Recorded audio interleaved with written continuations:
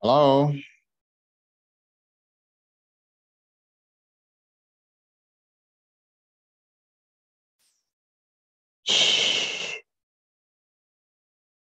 Hello, Olayemi Lawal, IBK. Can you hear me? Yes, sir. Good evening, sir.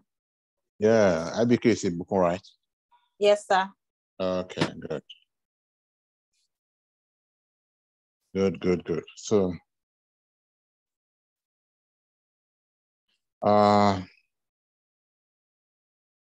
Olayemi, can you hear me? Not yet.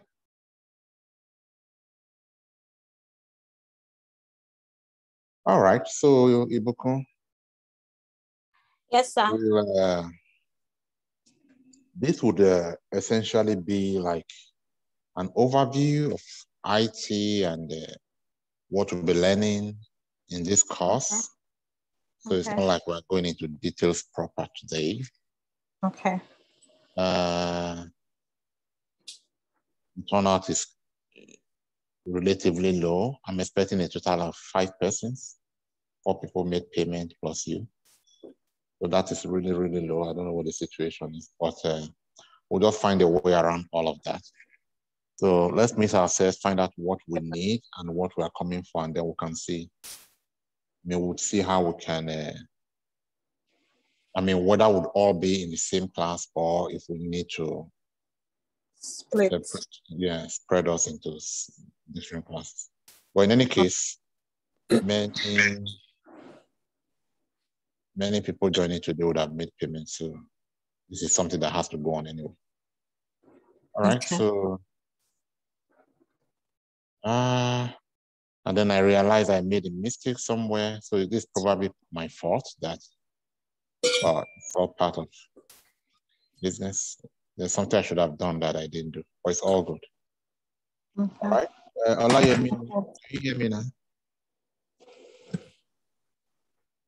Olayemi is logging in from 2 systems. Okay. Let's allow him or her. Yeah, Olayemi Lawa. We waited so long for this. I'm right here. Hi, good evening. Hi, everyone. Hey. All right. So you logged in from 2 systems, right? Yes, I was actually thinking because when you told me 6 p.m., you didn't tell me it was the CST time. So I've been here waiting since 6 o'clock. Oh, sorry about that. Where are you? Yeah, I'm in Jersey, New Jersey. In Jersey, okay. Okay. All right. So, okay. So there are, how many of us? 3 of us here. So I was explaining to Ibuku that I'm expecting a total of 5 people for these sessions. And then we'll just do an overview of what the goal of this whole thing is about. And then we'll see how we can move forward from here. So what I'll be doing essentially today is to give you an overview of cloud engineering with a view to helping you see where you fit in all of this. And then if there's something peculiar that you need us to cover, if you let me know, then I can tell you, yes, that is part of it, or no, that's not part of it. All right? Olushola Ladipo, have you settled in now?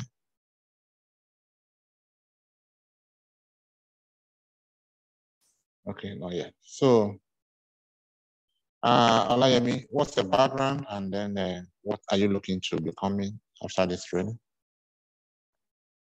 So, like I explained to you in the chat the other day, like I'm actually a business major, so I really don't know much. I can say I would say I don't know much about IT, so I'm starting from the very, very bottom, like from the very, very basic things. So here I am. Okay. Okay, that's fine. I'm good at helping novices. Majority of us will be novices anyway, so there's nothing about that. Somebody? Anyway, Ibukun, is it possible to meet you on video at least for the first time? If it's convenient? Ibukun? Yes, sir. I'm turn on my video. I'm using my phone for now. So that's why. No problem. Oh, there you are. We see you, yeah. Good evening, sir. Good evening. All right. So what background are you coming from? What are you looking forward to learning? So my background, undergrad, microbiology, then my master's was in MIS, Management Information System. And my MIS degree as a whole was not in depth because it was an MBA program. It wasn't like they taught us anything deep about information systems. I just know a little bit about software testing, a little bit about Oracle database, because of the classworks we did. And after the classwork, I'll close my book and I didn't. So I don't know anything about Oracle that much. And alongside trying to build my IT skills, I tried to watch some videos about Linux. I think I downloaded like an app on my phone. I was practicing Linux. So I also got this Udemy app to, join these free classes on Linux.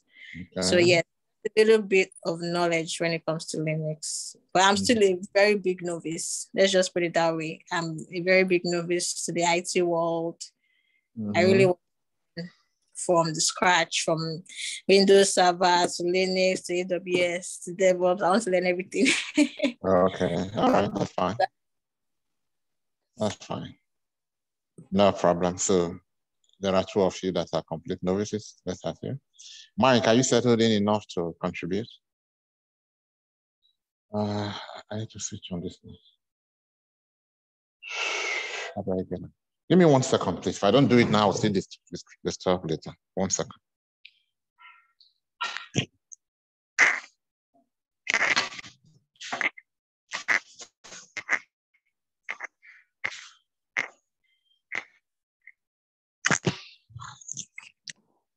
All right, I'm back. Yeah, Mike.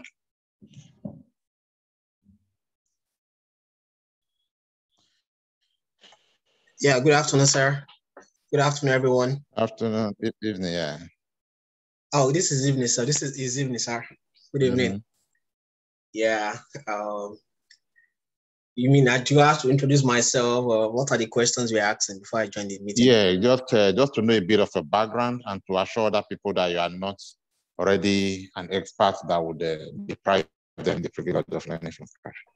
Okay. Oh, well, yeah, it's okay. Just kidding. Yes, so my name is Michael Ajayi. Okay, so I finished from FUTA, which is the Federal University of Technology, Akure. I read physics electronics. So when I got to the United States, I did some basic IT networking jobs right here. And last year, actually, I came across a friend of mine that was into Devops, and it was like, hey, Devops is not the big thing right here. So, well, I'm in Oklahoma. So I live in Oklahoma. Okay. So I was like, okay, let me go into it. So he gave me some materials in which I read myself, and to God be the glory. Like I said, I was able to get a DevOps job. So actually right now, I work as a DevOps engineer. Wow. Yeah, so my environment is like an hybrid environment, which is partly on-prem and partly on cloud. So basically, I'm the one in charge of doing on-prem deployments and everything. So very soon, I'm going to probably go into the cloud to join some of my teams, start using all those other like the Kubernetes, Docker, and everything like that. So, and I've been doing some reading along myself, went to online to like from Udemy, like the other lady said, read about AWS because we're using AWS right now in my company. So I want to learn more about AWS because I've done some practical myself from all those EC2 to load balancing and all those things. So right now, it was probably like a self-taught thing, but I want to be in a class, you know, to share my ideas and gain from other people right here. So this is a platform. Then also on the Linux side of it, I went to Udemy to read about Linux because that is what we use basically in the cloud to do whatever configuration we're doing. So I went on, then I'll see on a scale of 1 to 10, I'll say I'm probably like 6% sound in Linux right now. So, but like I said, I'm still a novice. I want to learn. I want to like learn. No, you're no longer a novice. So you're a practical Devops engineer. You know cloud. You know 60% of Linux. No, you're not a novice. But you're just being modest. All right, that's fine. Thank you very much, sir. So you already made payment. What exactly did you make payment for? Are you willing to start from scratch, or you just want to go straight to AWS and? Yeah, well, I want to just go to AWS. Oh, okay. So you'll be starting this training from AWS. Yes, sir. But I don't mind if it involves me starting from the foundation. No knowledge is lost. So like. Yeah, it's just two things involved: money and time. So once you have those two, then we are good. But anyway, let's see how it goes. Yes, sir. I'm expecting 2 more persons. Maybe they just want to come because the schedule I sent says they are starting particular courses at particular time. So maybe they just want to come in and that. But we're here already. So what we want to do first of all is to give an overview, like I said before, an overview of this big picture, and then begin to see where you fit in. And then by the end of today, we should know the next step we're taking, especially from the viewpoint, from the standpoint that we're not very many, just 3 of us. We must choose a path that would allow us, that is sustainable, that we don't just start and then because we are 3, somebody drops off and then we are no longer able to continue. All right, so we'll look at that at the end. All right, so now let us start. So to do an overview, I'll take you to, if you feel like going off the video, you are free to do so. Otherwise, I'm happy to have you look at my face while I ask you questions. I'm going to ask you a lot of questions. All right, so what am I sharing? Share. Okay.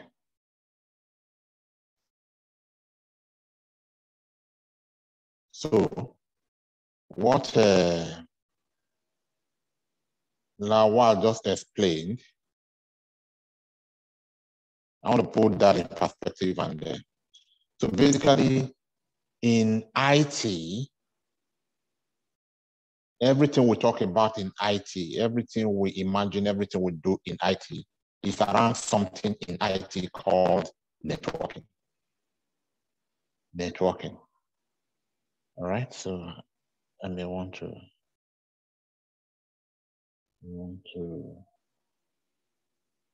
one second.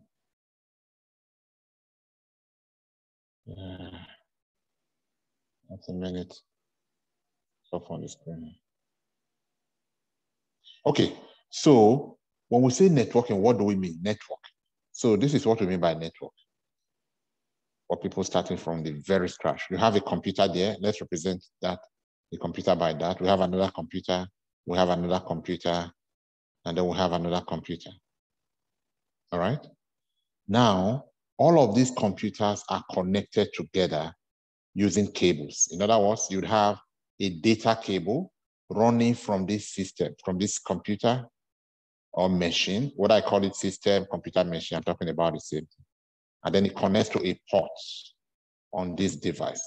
And that cable will run from a port on this device. I'll run all the way and connect to a port on this device.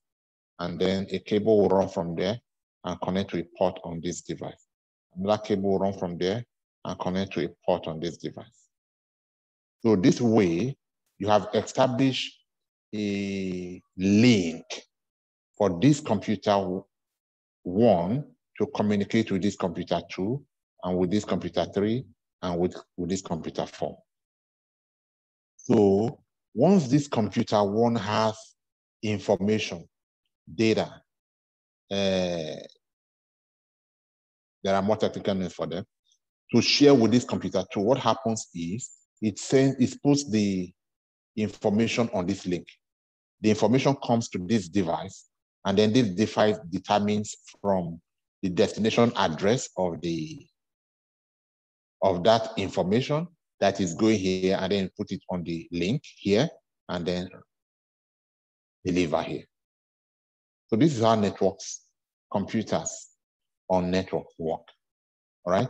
This device is generally referred to as switch. So if I ask you what is a switch, or what you can see here, it is this physical device that uses cables to connect devices 1, 2, 3, 4, 5, 6, 300, 700 on a network together, all right? Okay, so when we have this kind of connection, maybe this is on floor 2, on floor 3, on floor 4 of a building, we have all of this kind of networking within a building. We call this kind of small network local area network.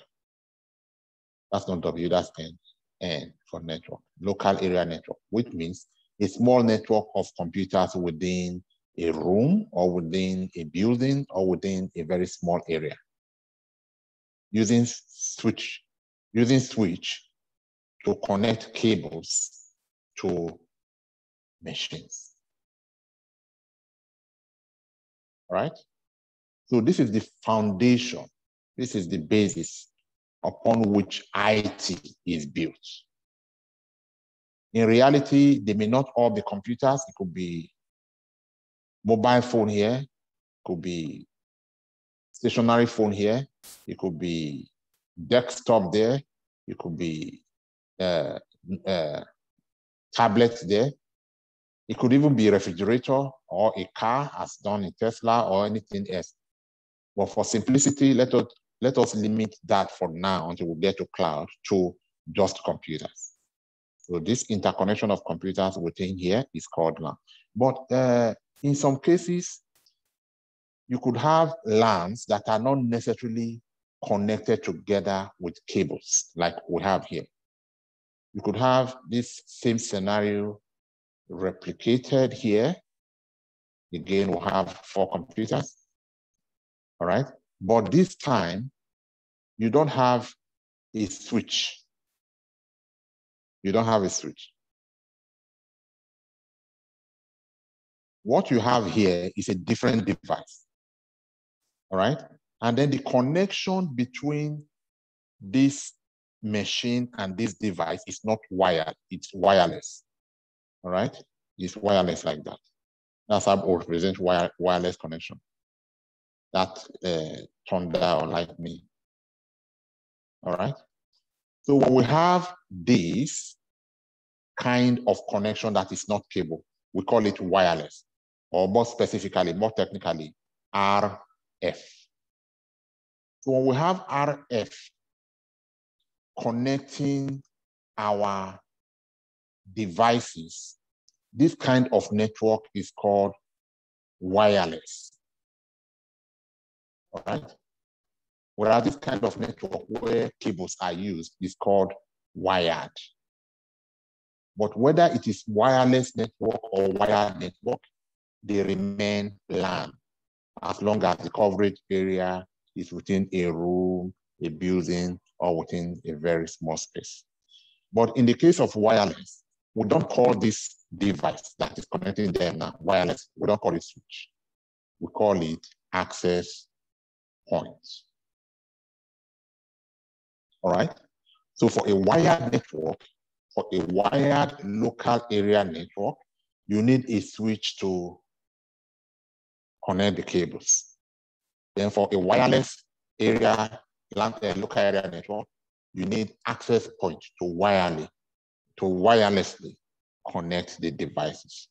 That RF is not manufactured by you. It's already in the air. There are so many frequencies, tiny particles, tiny waves, billions of them in the atmosphere as part of the rays emitted from the sun. In fact, even life itself is contained there by virtue of what plants use for photosynthesis and all of that. So RF is not something you go to look for, like you go to market to buy cable. Although on a big scale, you will need to go to government to license a particular RF frequency to you so that other people don't use that same frequency, but that's telecoms. But just to give you an overview, the RF is naturally there. You don't have to do anything to get it. All right. So we have wired networks, we have wireless networks, but we cannot be jumping from one to the other all the time. So for this purpose, we are going to stick with wired networks for other explanations. So I'm going to remove this. That was just for explanation purpose. I'm going to get rid of that, and then I'm going to focus on wired networks. Now, remember the reason we are doing this is because this is the basis, like I said, on which IT is formed. Whether you're a network engineer, a security engineer, a Devops person, a solutions architect, it is built on this fundament. All right. Now, for corporate networks, I mean, this is a regular network, but at some point, you want to introduce some level of security to this network. What you do to introduce that security is you bring in another system. And then, of course, because this system needs to be part of the network and be able to connect with other devices, what do? You also use cable to connect it to the system. Whatever device you are bringing to the system, whether it's a printer or internet gateway or anything that you want people, you want systems on this network to share, that stuff must be connected, either wiredly or wirelessly to the switch or the access point. Okay, I could do switch stroke access point. In other words, if it is a wired network, we call it switch. If it's wireless network, we call it access point. And sometimes you could have a combination of both of them. Anyway, back to what I'm explaining here. So this system here will be such that it has an operating system called server operating system that allows C to say, you know what, system one, I'm not going to give you access to printer. System two, you can have access to everything on the network from 1 o'clock to 4 o'clock. Outside that, I don't want to give you access. In other words, you are not just making all the resources on the network available to every system and every user. You are now determining who has access to what, which system has access to what at what time, what your manager as an account holder on the network has access to, what the junior staff have access to, and so on and so forth. So all of that, determining, instead of making everything generally available to everyone, but determining and assigning different levels of permissions to different network resources is called security. And that security is introduced on this system on this network by this system. What makes this system special? Two things. One, this system is running a higher operating system than the rest, and it's usually a server operating system. And within this server operating system, you configure some services, some protocols that will make this computer your domain controller. Thereby introducing security to the network. When you have this kind of situation, you call this network corporate LAN. It's no longer just a LAN, it's now a corporate LAN. What makes it a corporate LAN? What makes us introduce the word corporate? The introduction of this security. This introduction of this server and this domain controller that brought security into this whole concept. So this is the kind of networks, this is the kind of network that banks and small organizations of 25 staff, 50 staff, 200 staff, 700 staff, maybe 1,000, 2,000 staff. They are still small organizations. I mean, they are considered small organizations. This is the kind of network it is. And to be able to build, to be able to set up and manage this kind of network, what you need to learn is Windows Server Operating System, how to convert this server to become your domain controller, and how to set up the security features there. And this is what we are going to learn under the course Windows Server Administration.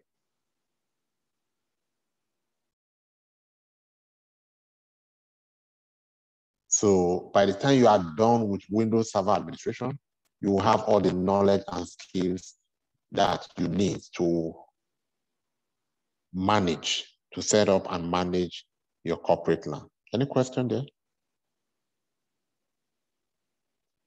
This is an overview. We're not doing Windows yet, but this is what you are going to learn in Windows.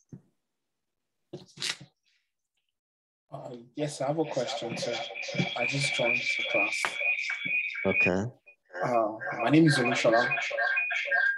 Okay. The question I have is, I understood every part that you were explaining. I was just trying to get the precise understanding of when you talked about the domain controller and the server operating system.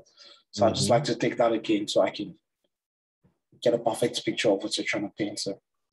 Okay, so what I meant there was, on this system, which is like any other system, like this one, what makes this special is one, the operating system you are loading here is a server operating system. For example, Windows 2016 server, Windows 2019 server. It must carry the word server.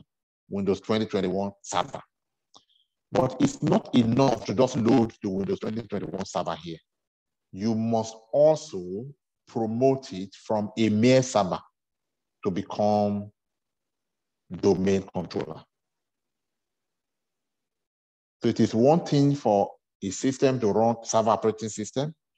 It's another system to awaken the right protocols within the server operating system so that that system becomes your domain controller. It is when it is the domain controller that is now have the ability to control what happens here. Hey, where are you going? Who gave you the permission? No, don't go there, go back. He has that authority, that control over the entire network. That's why it is called domain, which means network, controller, which means king, is the king of the domain. Whatever is coming in, whatever is going out, whatever is happening within the network, this is the man that gives the authentication, authentication, and accounting. So in other words, it is the chief security officer. Whatever happens within the network, this is the man that is in charge. Is it clear? Yes, sir. Yes, thank you. And you are going to do all of that practically. You are going to do it. Okay. All right. So now that you know about corporate networks, like I said, are small networks. This is not the kind of operating system that is able to manage a bigger network of, say, 2 million subscribers, 7 million subscribers, 1 billion subscribers. No, this server operating system that you use here is not robust enough. It's not man enough to manage this bigger network. This kind of bigger networks, they are not called corporate networks. They are called enterprise networks.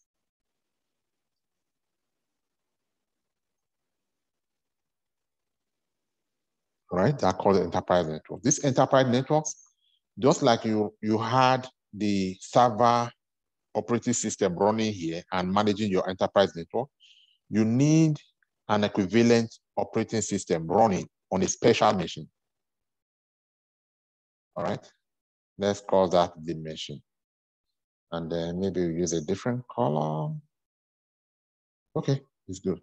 So this special system controlling the whole affairs of this enterprise, just like your server and domain controller controls the whole affair of your corporate network, will be running an operating system that is bigger than server.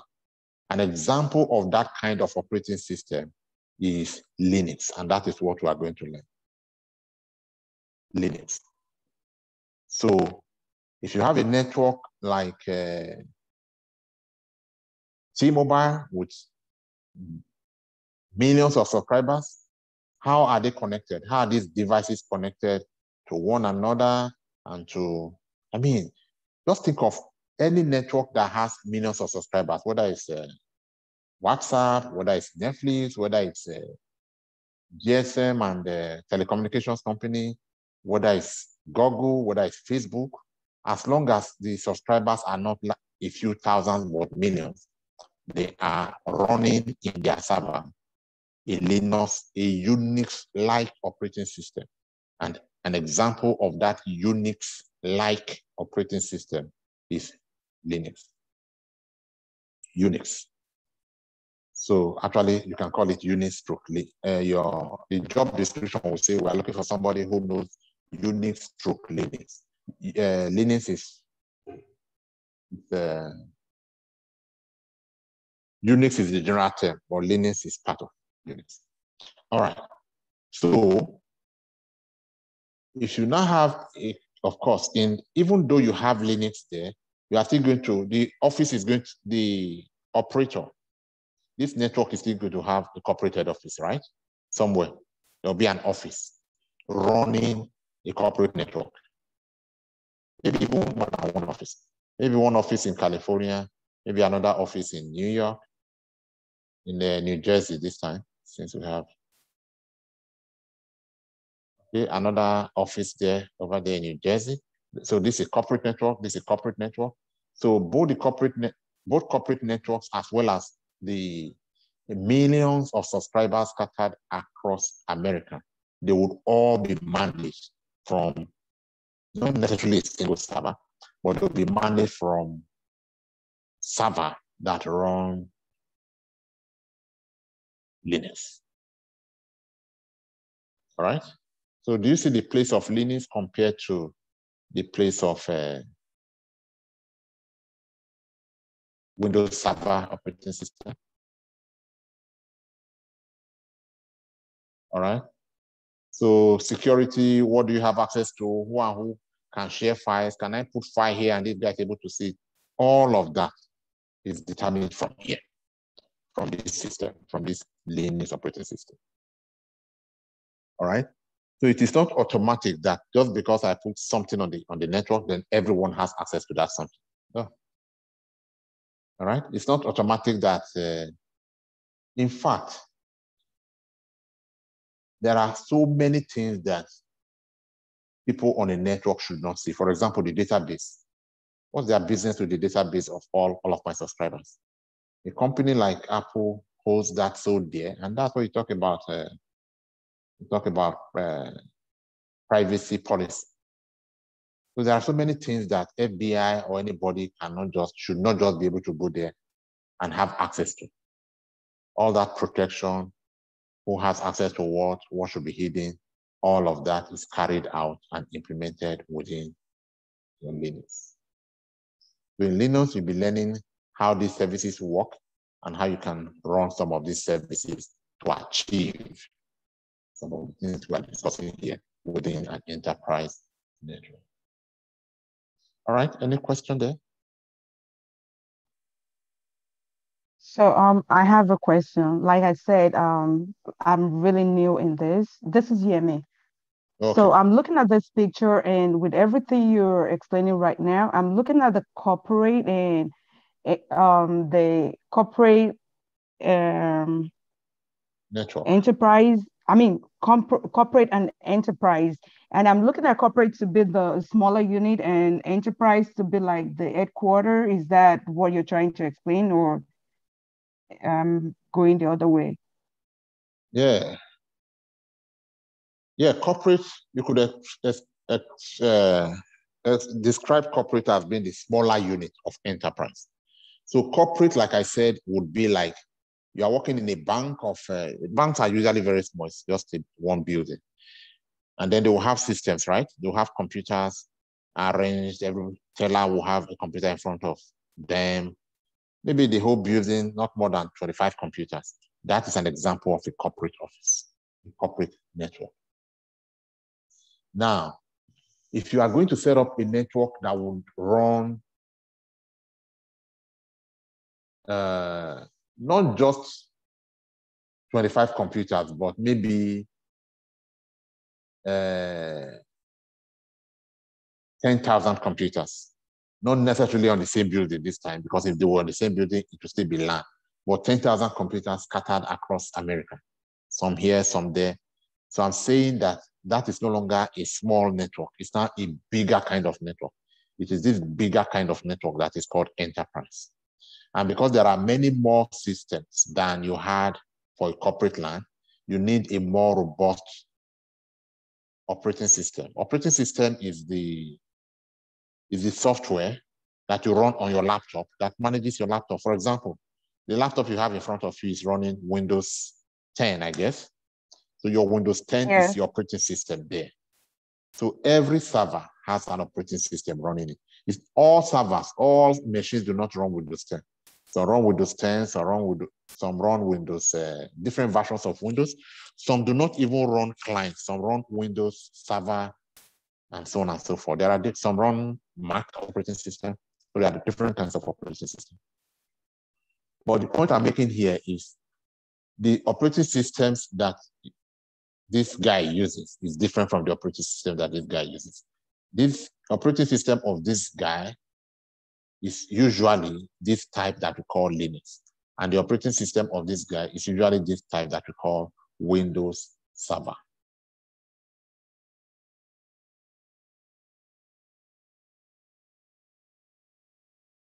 Still confusing?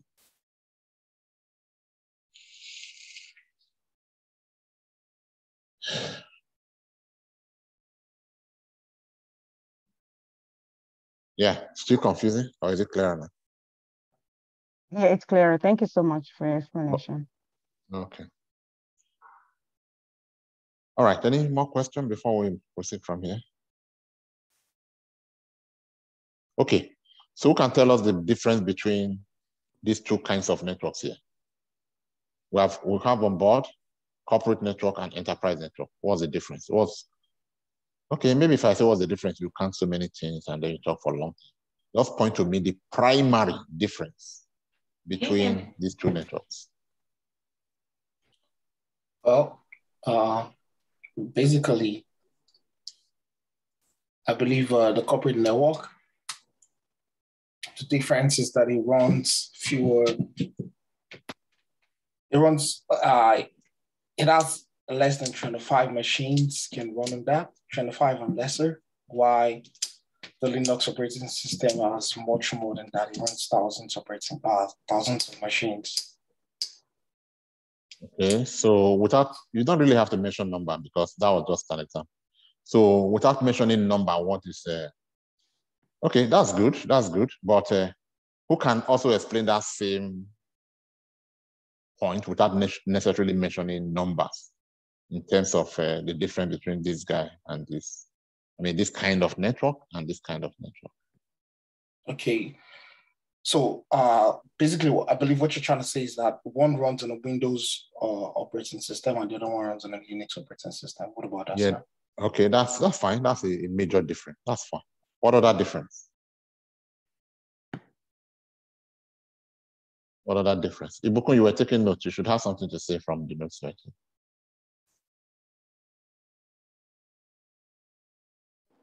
So I was going to put everything you were saying, because when the other lady asked the question, I just wanted to put it in my words to see if I understood. My speaker was not coming out. So okay. So you were giving an example using a bank. You said a bank might be running a bank runs like a corporate network because they have like just very few computers. Maybe a bank in, say, my state, Wisconsin, maybe one of the banks, they just run a corporate network because they have just few computers in that building. But then you said then there is like an enterprise network that controls those corporate networks. So the enterprise network will be like a different office that controls all the branches of that bank. For example, maybe US Bank in Wisconsin, US Bank in Texas, US Bank in different states of the US. That is the enterprise network, controlling those computers in those branches.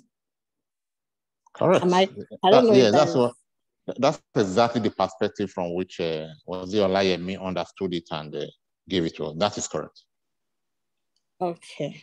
That is correct. And your explanation is perfect.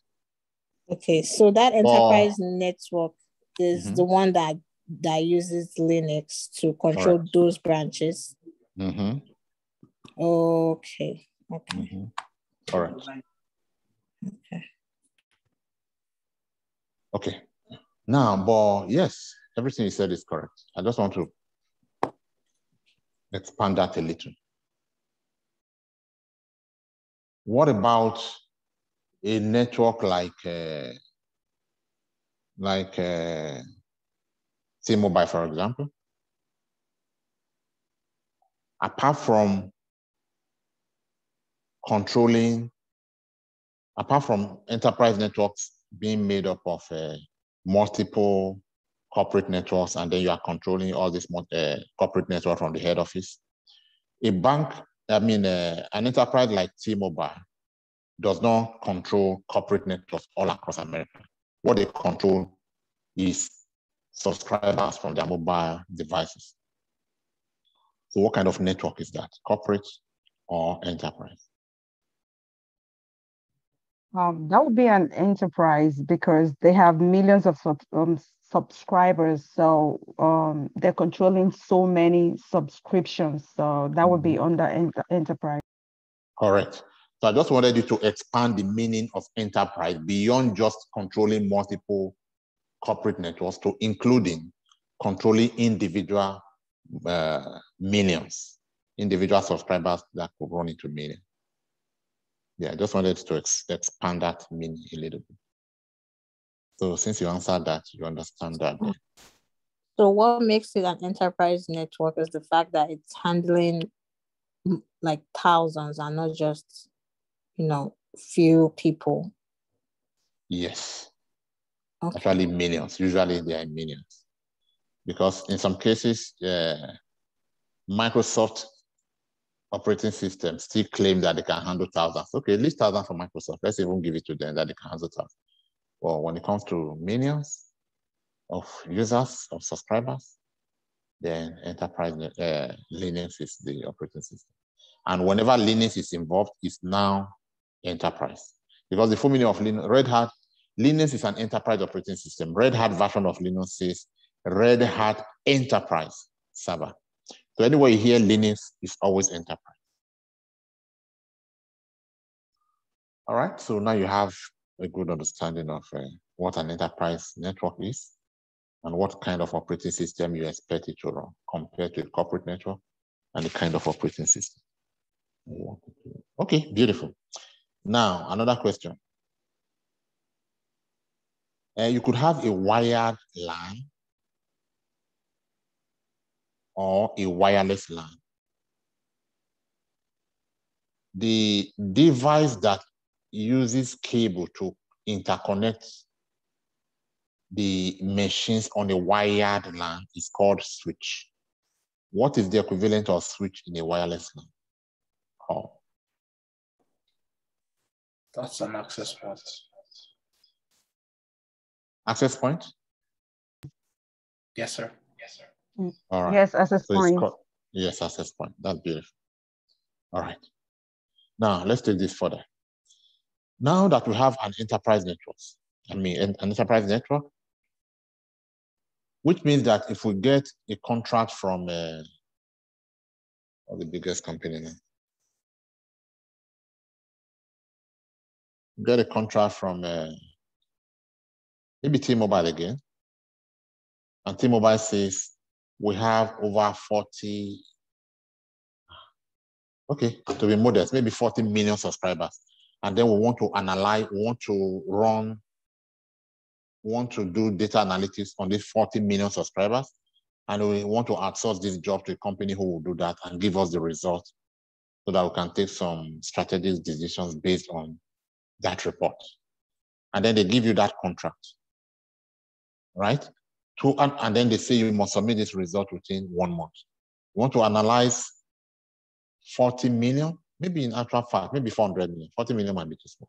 Okay, 400 million, because T-Mobile is all everywhere. 400 million subscribers.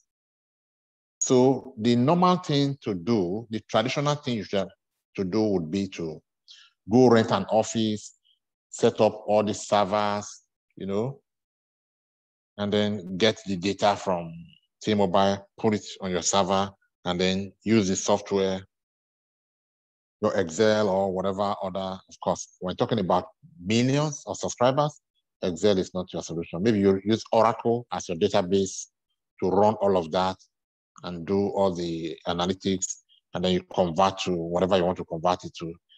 Whatever it is they are paying you for, do all the work, and then you get the output. But traditional way will not fit this. What will fit this is for you to, instead of buying each of these servers and calling network engineers to come and set them up, and then hiring people, and then spending so much on physical on-premise infrastructure, what you should do and what is done these days is to go into cloud, where all of these servers already exist. And then when you get to cloud, you set up your own virtual private, your own networking cloud.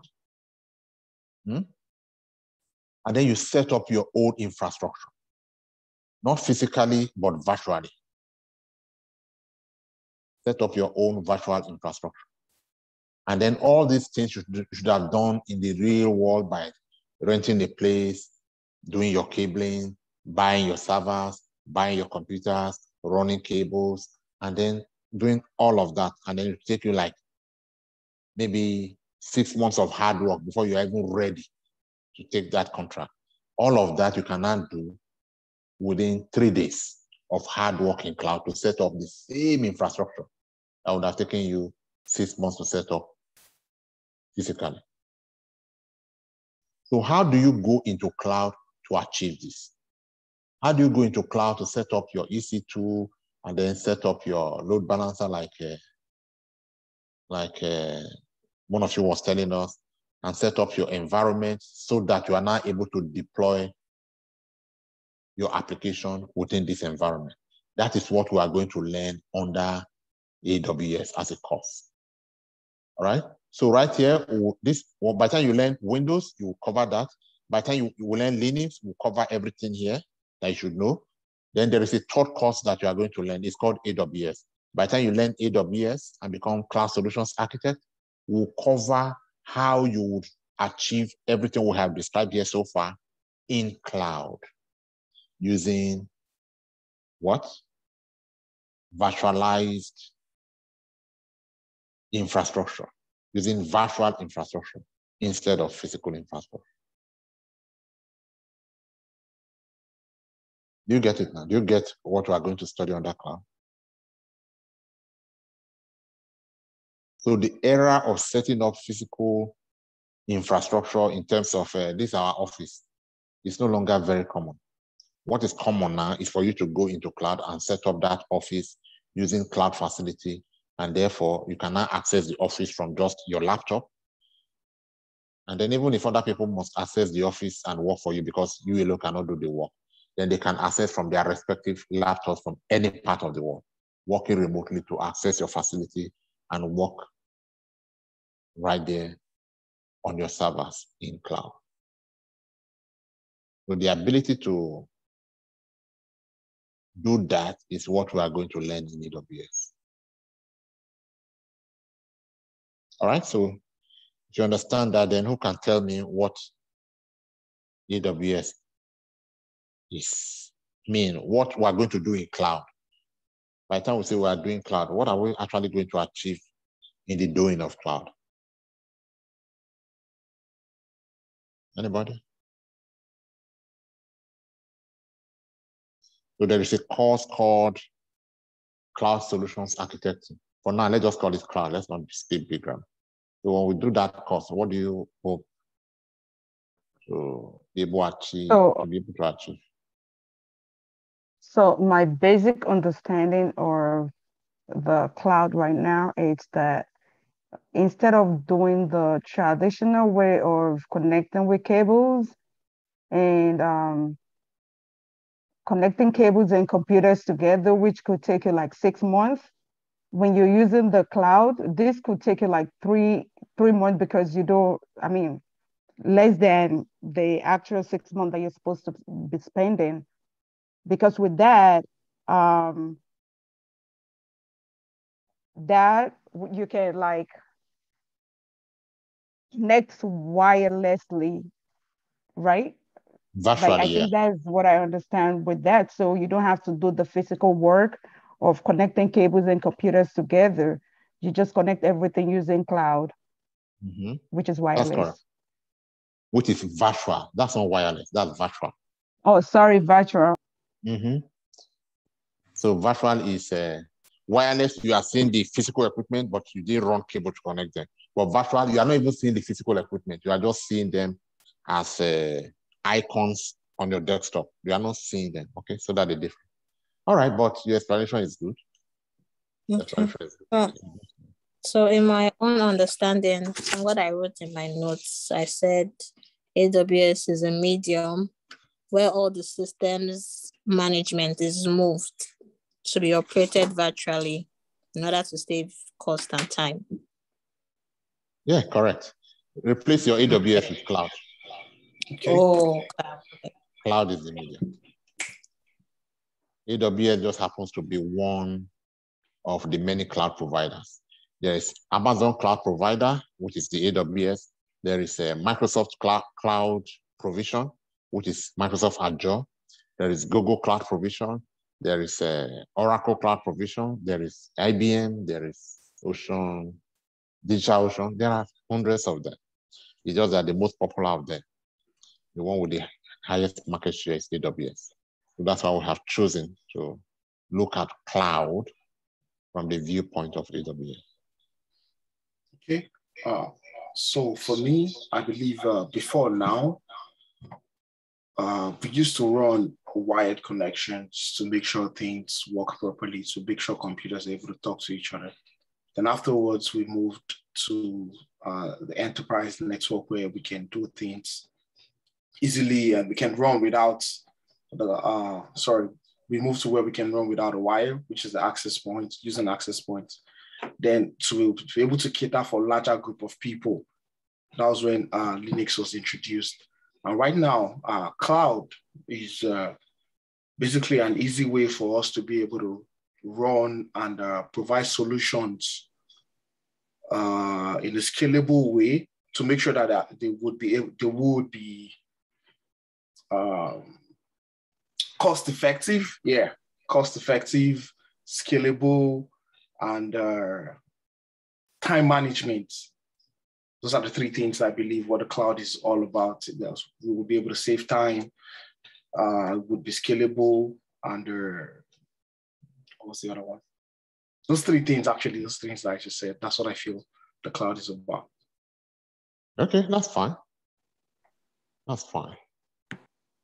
That's fine. So you just summarized everything we did from everything I explained from the wire to wireless to enterprise and the cloud. Yeah, that's good. That's good. So everyone understands it like that? Yes, I guess so, because Olayemi Yes, sir. was able to explain it her own way, which was super. All right. So once you know all of this, then you are good. So apart from knowing them, which you are going to ultimately after 4 months, maybe 5, maybe 6 months, you should be able to understand it enough, the concept enough to explain it like you are explaining it now, at least, basically.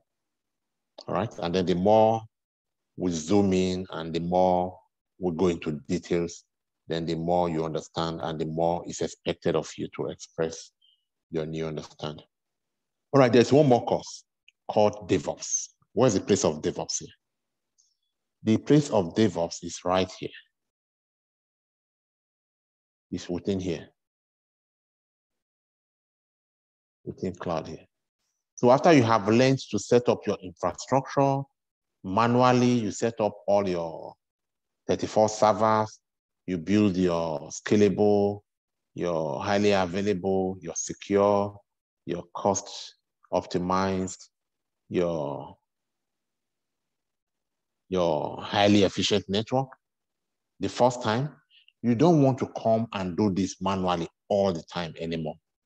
You want to put some kind of automation in place so that to a large extent, the network is able to, is responsive to external environment. Once traffic is high, the network knows what to do. Once traffic is low, it knows what to do. Once there is a trigger of an input somewhere, there should be a predetermined chain of reactions that should happen even while you are not there, so that it results in a particular output. So all of this is called automation. So you want to at least, maybe you are not an automation expert, you don't know details about automation because that's not really your work primarily, but at least you want to have an idea and be able to do some basic automation so that the system is self-responsive. When I say system, I mean all of this working together. Self-responsive to a particular input coming from maybe outside of the network, and then it knows that when this input comes, it should go here. When it gets here, it should do something. It should pick the output of that one, do something. It should go here, it should come here, and then ultimately display here the new output. So that is automation. So Devops will teach you how, at least at introductory level, how to automate processes within the application that you have built in cloud.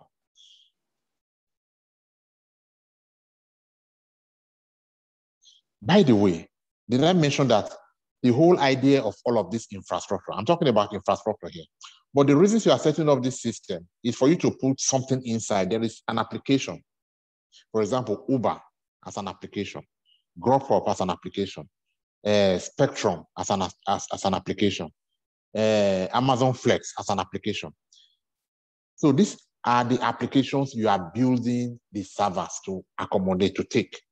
So your work there is to build servers that are robust enough to accept these applications and make sure the applications are always there running no matter what. All right? So you don't just build an empty house and say it's beautiful. No, there is something you want to put. There's somebody that wants to live in the house. So the person is bringing in the property and is going to make that house a home for himself. So every time you are building this infrastructure, there is somebody that is coming to live there and make those infrastructure their home. That person is the application. The application. So we're not just building it for fun. So when I talk about automation, I'm talking about automating the application that is resident in the infrastructure that you have built.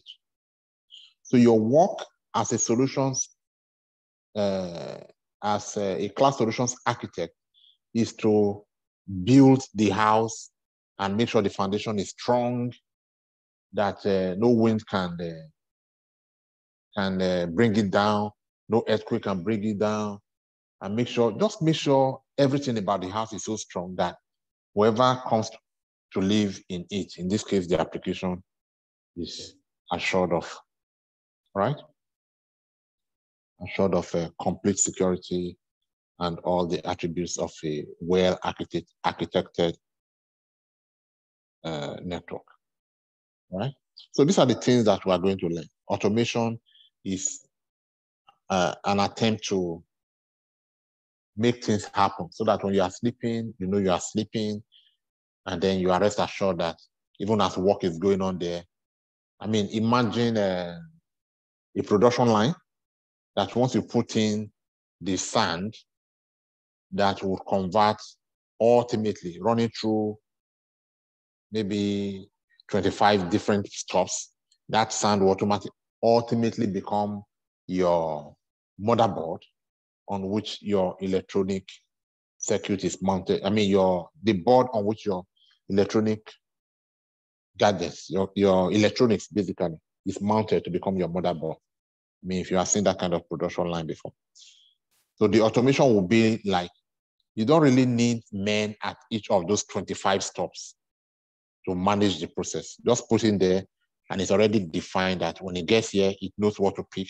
When it gets here, it knows that this is the washing, the next part is the cleaning, and then the next part is the dryer, and then once it's dried, the next part is something, one robot brings something from somewhere and spread the layer on top of that. Then until after all of that is automation. So that is the automation we are bringing into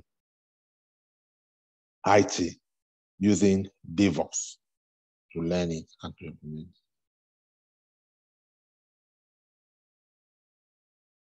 Was that hard to understand? So who understands that?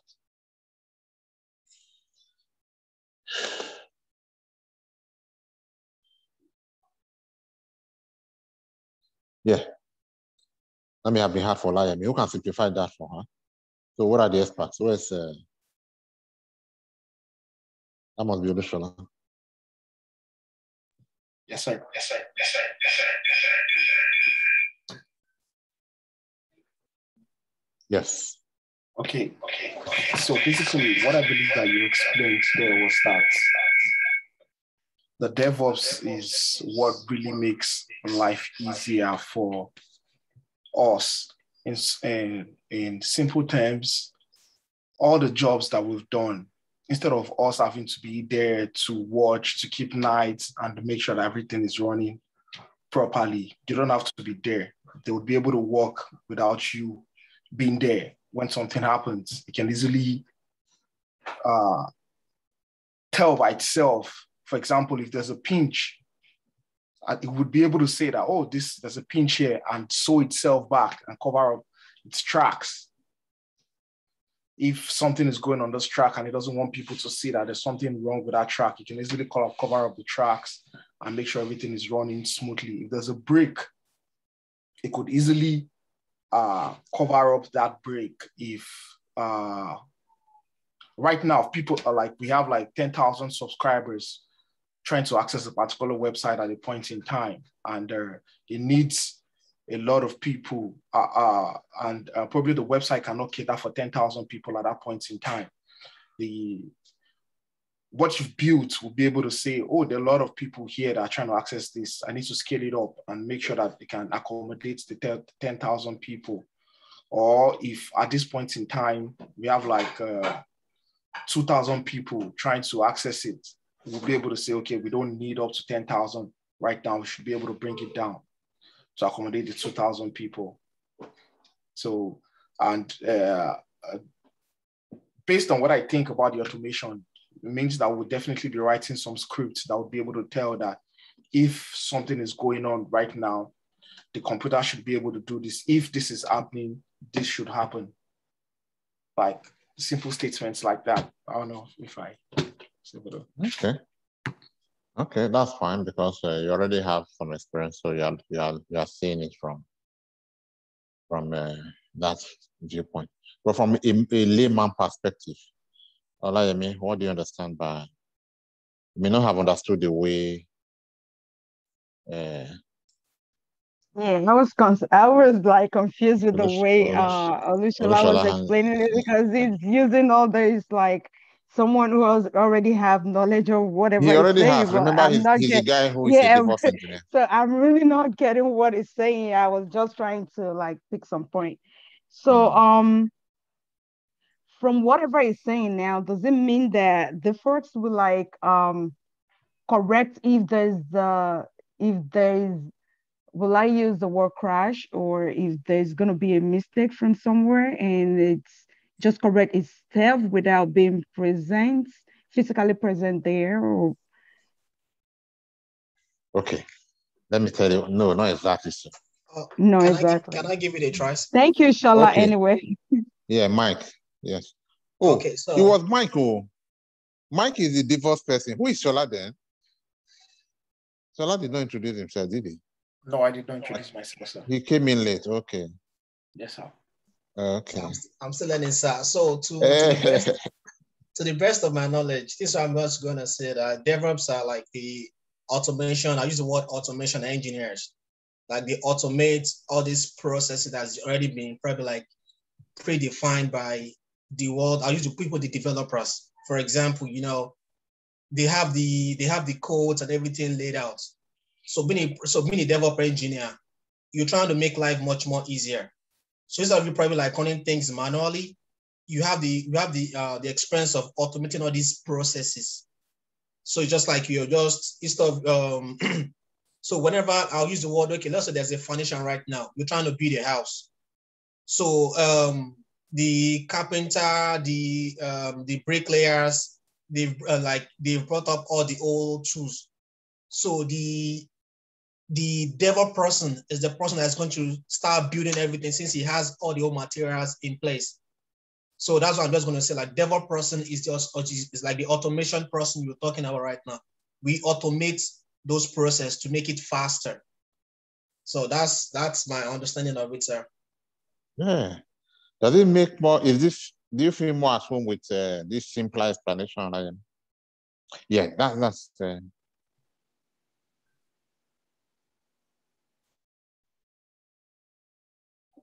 Okay, she's taking a break. Yeah, but you are both correct. But I'm more comfortable. The term predefined is very important. Like you used it there, Mike. But your miss not here now for us to know whether she's still following. Oh, okay, I'm right here. I'm right here. Okay, so it's really about a process that you already know, you've already done manually. All right, and then saying next time I don't have to go through all of these steps anymore. You just put what you call pipelines in place to automate that predefined process. So it's not like the system will just automatically correct itself. No, unless you have put that script in place for it to correct itself, like the other man was trying to explain. Okay, for now, since we are not in Devops now, let me just look for a way to summarize it. The way that Mike summarized it made sense, but if you still didn't get that, then let me try harder. So okay, let me just do it. Let me do it. Let me do what Devops is. So there's no need to look for explanation anymore. So this is what Devops is. The infrastructure that we are architecting, Olayemi, what is going to sit in those infrastructure? What are we building those infrastructure for? Or anybody for that matter, doesn't have to be. Could you reframe the question, sir? The infrastructure we are building as cloud solutions architect. What is going to inhabit those infrastructure? Applications. So it's to run applications. Applications. Do you know the meaning of infrastructure, Ibukun? Infrastructures in the corporate network and enterprise network world will be like the computers, the switch, and all of those things. The servers. Okay. The servers, yeah. Mention servers. Switches, computers, servers, routers, yes, correct. But server is so fundamental that I should mention it first. Now, so the servers that we're building, just to understand it. So if those are called infrastructures and you said we have to run applications to have them on the cloud, does that mean we're going to have an application that will act as a switch, an application that will act as a server, an application that will act as... You don't know the meaning of application. An example of application is Uber. Have you used Uber as an application on your mobile phone to order? Yeah. That's an application. That's an app. Everything you call app from your Google Store, all those are applications. Okay. Apps are applications. As simple as they appear on your mobile phone, they are robust, big applications. The full meaning of app is application. Okay. Now, they are running on servers. Those applications, those apps, even though they appear tiny, you can just click them. They are billions of dollars, some of them. TikTok alone by itself is worth over, you should know. These are $1 million worth of applications. Each of those applications you are seeing there. So they are big companies. Now, the servers, the infrastructure that you are building them for applications like Dropop, like Favor, like Uber, like TikTok, like Google, like Netflix, like you said you downloaded something and then you were Udemy. All of those are applications. So they run on servers. You are the people who, the concept of building those servers that they run on, that's what we're discussing in class. From tiny servers in corporate networks to big servers in cloud. That's what we're discussing. Now, you said that the infrastructure you are spinning up are going to be inhabited by applications, correct? Now, between the point, now you are not the person who is going to develop the application. You are not in here to learn programming or software development. So there are people, as you are here in this class now, they are also in different other classes across the world, learning software development, learning applications, learning C++, C#, learning Java, learning Python, and so on and so forth. So these are the people that will become the application developers. So you as solutions architect will be working hand in hand with many other IT experts, but primarily with solutions developer. So that the developers are the people who would create the solution and put it in the server that you have created, you have architected for them. So this solution will not just go to become, to go live on your mobile phone just after they create them. No.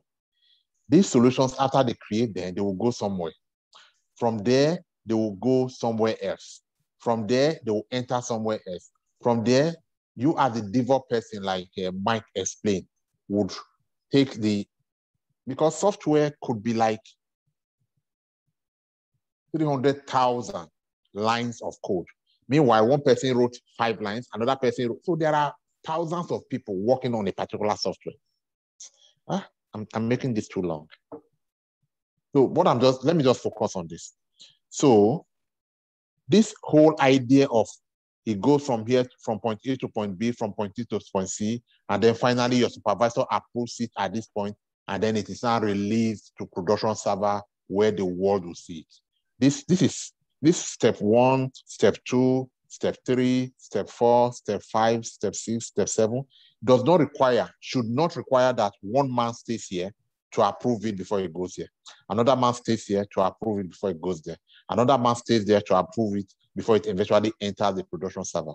As a matter of fact, you should try and do something to enable from this source to destination for it to just go by itself without any man anywhere stopping it to manually do anything. So the process of it coming here and this system automatically looking at it and saying, yes, you are good, go. It comes here, this system automatically looks at it and says, without any human intervention, it's automation. Now it's a full course that you are going to learn by itself. But I'm just giving you an idea of when we say automation, what we mean. It just means that the part of this whole process of taking the code from the India guy who developed it, taking one from Bangladesh, taking another one from Nigeria, and assembling all of them, and then moving all of them. Okay, where one is a bricklayer, the other one is a carpenter, like he tried to explain, and then assembly all of them into a functional house, and then moving through the pipeline to production. All of that process should be such that you don't need to employ 30, 40 people to manage and monitor them. It should be executable.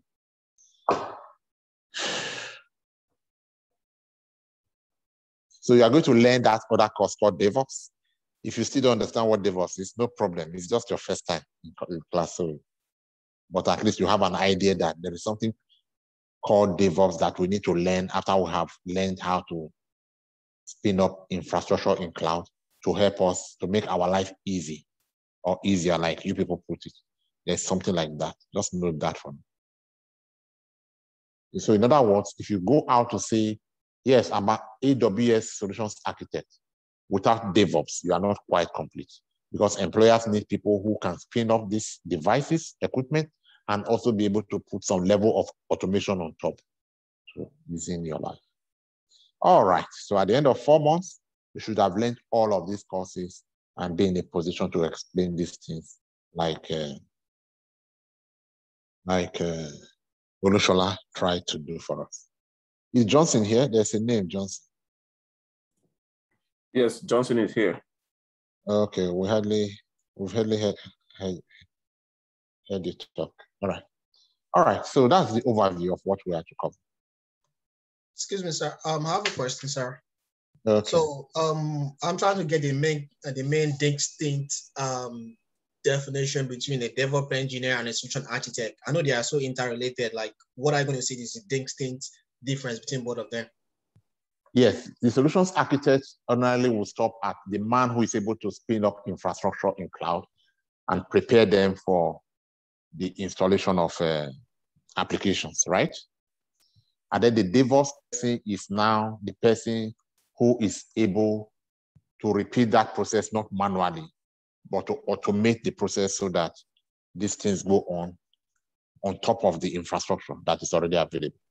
So is the DevOps engineer the person that orchestrates the build process, while the solution architect is just the person that, according to your explanation, that spin off. So I'm just trying to probably just get it. Yes, that's what it ought to be. But these days, DevOps engineering is just on top of cloud engineering. So these days, you cannot actually say you're a cloud engineer anymore unless you know DevOps on top of that. So that's why it's difficult to separate them, to say cloud engineering stopped here, DevOps started. No, they are now together. So that's why when I present them as DevOps, cloud engineer stroke DevOps engineer, one title. All right, thank you, sir. Because the industry will tell you we are looking for DevOps, we are looking for cloud engineer. But when you start reading the job description, you are going to see that you need DevOps skills to excel in that position as a cloud engineer. So it's no longer separated. Okay, yeah. It doesn't employ one person as cloud engineer, solutions architect, employ another person as DevOps engineer, employ another person as a SysOps. In fact, these days, they even want the same person to also know solutions development.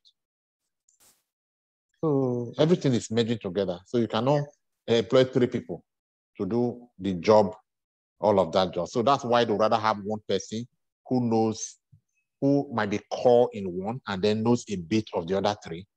And therefore they cannot pay the person 180, 150, maybe, you know. So say, yes, we should have been employing 2 people, but you alone can do it, then we'll pay you very well.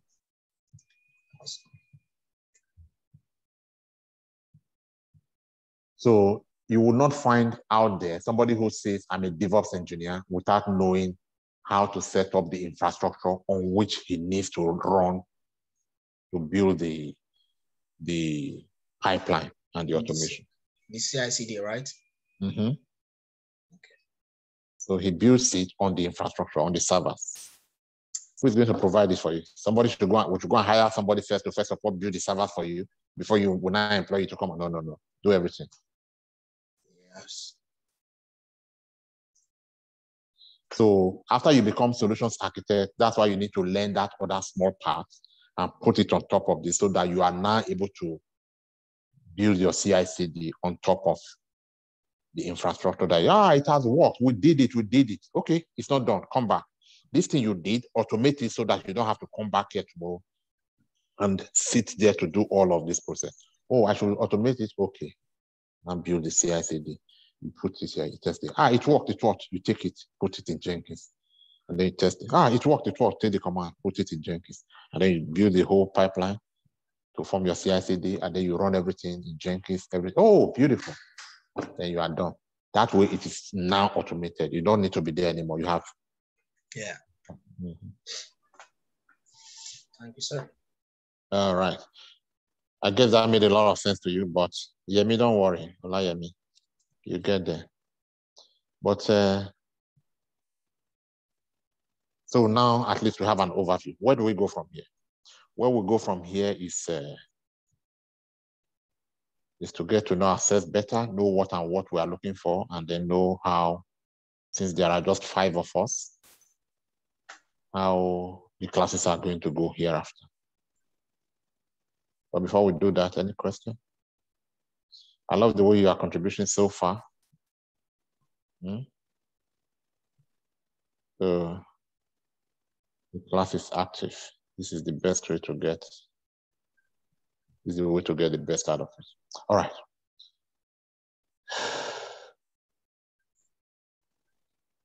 So any questions?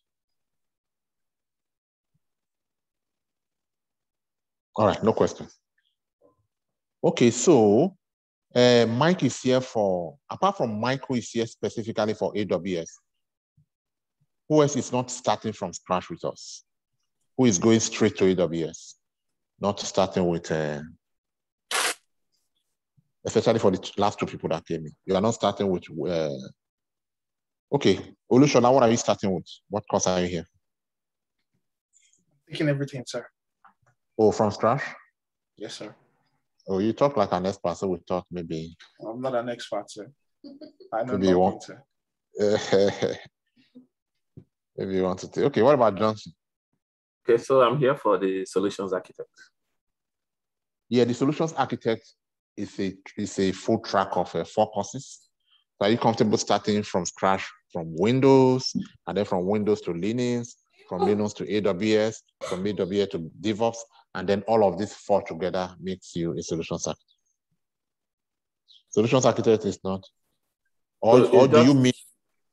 So yeah, it's just for the AWS solutions. Oh, AWS, okay, AWS specifically, okay. Yeah. All right. Okay, so can we, for the rest of us, can we do it like this? I have an AWS class starting tomorrow. For Johnson and Mike, that is not a problem. That's exactly what they want. For the rest of us, is it okay, especially for Layemi, that we start, because I don't have a limit, I can't start the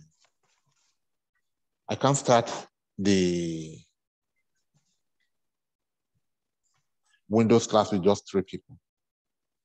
Is it okay that we start first with AWS and then come back to Windows and Linux later on?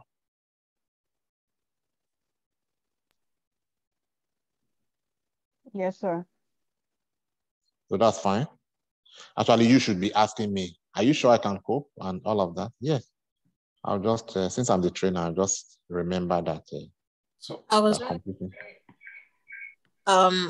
going from AWS back to Windows, from the way you explained it right now with the overview, going straight to AWS and coming back to, learn about corporate networks. I don't know, like there are some terms that you might mention in the AWS class that if we had learned about network administration and Linux, we would have understood it better. And then it should not be a big deal for us trying to learn it at the AWS level. And then we'll have to open that part of our brain that grabs things fast because we are going 2 steps ahead. I don't know. Yeah, ordinarily that would be a problem if I was handing you over to another trainer to say, take these people. But because I'm conscious of this discussion from the beginning, and then it's me throughout, I would always remember that I have you guys, and that you are coming all the way. You are jumping into this because you are following my advice. So I would, I'll see what I can do about it. Well, it's possible. It's possible. It's possible because it's me.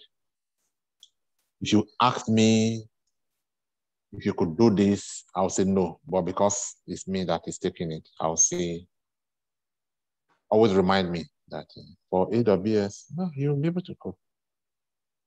You'll be able to cope. Okay. But should that mean that having coped fairly well, that you should forget about Linux and not go back there? No. You will still have to go back to Linux. Yeah, okay. You will see for yourself why you need to go back to Linux. But reversing the order, will it have a serious impact? Ordinarily, yes, but because this is me, I'm the trainer, we'll see what we can do about that. Okay, sir. So that way, we all join AWS, we carry ourselves along.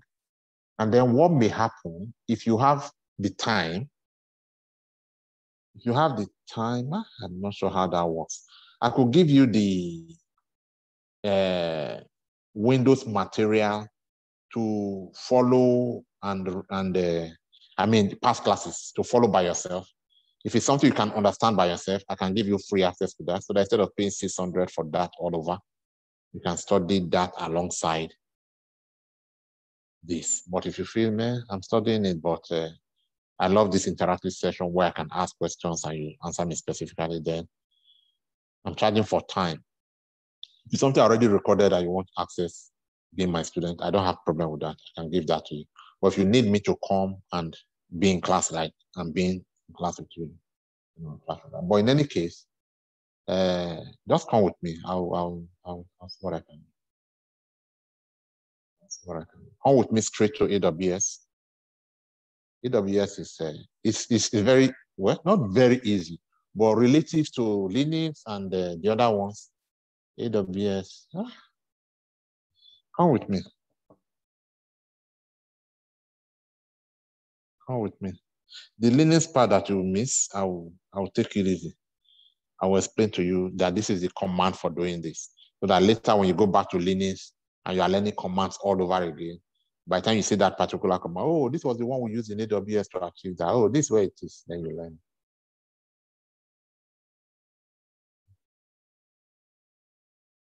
All right, so I have a class that I have completed Linux with, and they are starting AWS tomorrow, Monday. So I'll just have you join that class. And the schedule for that class is Mondays, Wednesdays. Mondays, Wednesdays, I think. Excuse me. Yes, it's the same schedule that I sent to you when you registered. What do you have on that schedule? July class. The schedule that I sent when you registered. So I say, okay, you see this Linux class for Mondays and Wednesdays on your schedule? I didn't get any schedule, sir. Oh, okay. Yes, it's Monday and Wednesday for Linux. Okay, so that Linux class, they have completed Linux and they are starting AWS tomorrow. So that's the class you are joining. So the schedule will be Mondays and Wednesdays, 6 p.m. Texas time. So I'll send you a copy online. Okay. All right, thank you, sir. So are you still sending us the materials? For which one? For Linux? I think you were talking about materials for Windows and Linux for us. No, not now. Let's start first. Let's start the one. Don't let down this. That'll be distraction right now. Let's see how you are coping with the primary course. But I only promise that if the need arises, I can make that material available to you so that you can do that, but not when we have not started the main course. So as of today, apart from this video that is being recorded or be made available, there is no material. But when we start AWS, there will be material, AWS material, and then there will be classes where we record videos. And then as we do the projects together in class, you have the videos to look at all over and then try to practice what we have there. So if we start and you are coping well, you are coping fine, then if I feel that, yeah, you are doing well, you're able to study by yourself, I'll make that material available. Otherwise, we'll make alternative arrangements for anyone who is not able to cope. In that case. Specifically, I'm referring to ODIM. If I feel that for some reason you are not able to cope, I'll make alternative arrangements that you'll be more comfortable with. But if you are coping well, like as I hope you would, then there'll be no problem at all. So you can share the material. Okay, thank you, sir.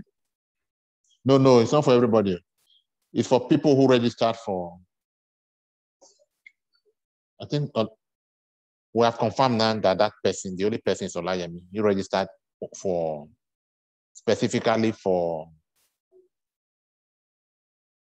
Windows.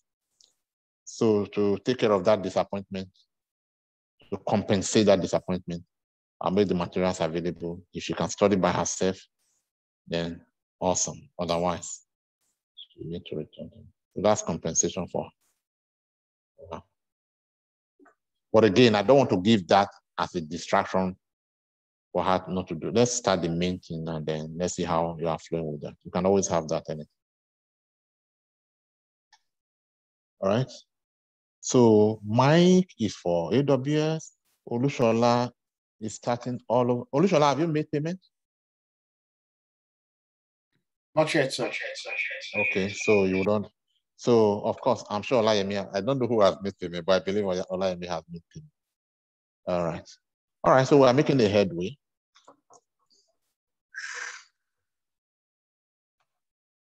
All right. So that's settled. So tomorrow evening we'll start AWS from scratch. And in starting AWS, I'll take my time to explain the concept that you need from the previous classes you should have done, the one should have done, and then make sure you understand them before we now apply it. All right, so what are we doing for the remaining? And then each session is 3 hours. Each session is 3 hours. So tomorrow we'll be doing 3 hours together. All right. So that means we'll be having the classes twice in a week, right? For the AWS? Yes, twice a week. For a month? Okay. Twice in a week. Mondays and Wednesdays? Yes, Mondays and Wednesdays. 6 Central Time? 6 Central Time, yes. Okay, so I have a question for the 3 hours class. This is Johnson. Okay, Johnson. Yeah. So is it like you're running the 3 hours class at a stretch, or you do give like 15 minutes break to catch up and refresh or stuff like that? No breaks. No breaks. It's 3 hours at a stretch, and then we'll just take it easy. We'll relax, ask questions, talk about the industry, so it's not like technical, but no breaks. But if you feel like you cannot turn off your camera and then do whatever you want to do, come back to class.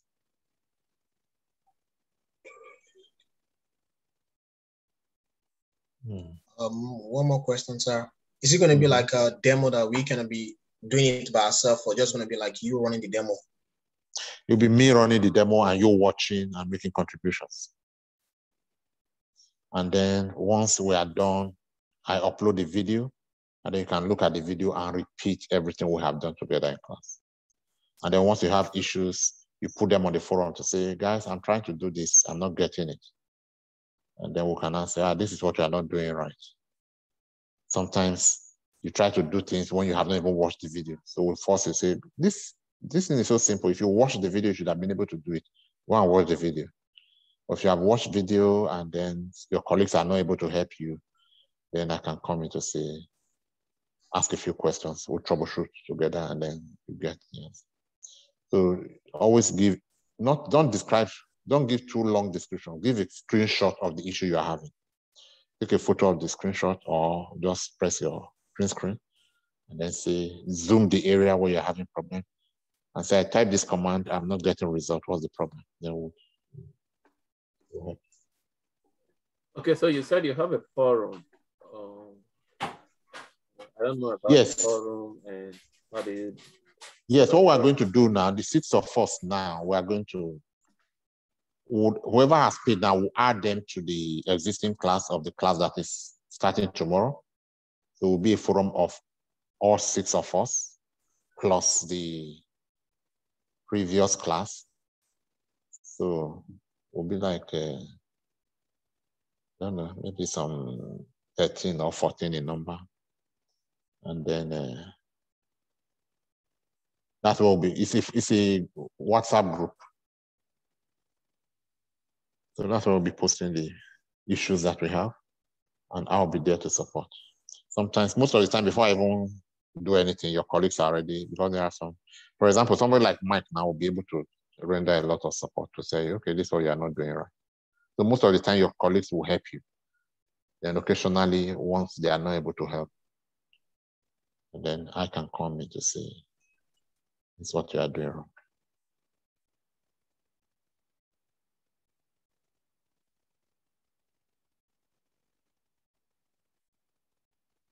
Yes. And then, of course, I have another class starting. I always have classes starting. So let's see what we can make do with this month. If for some reason we just feel that something's not working, then we could do carry over to the next class.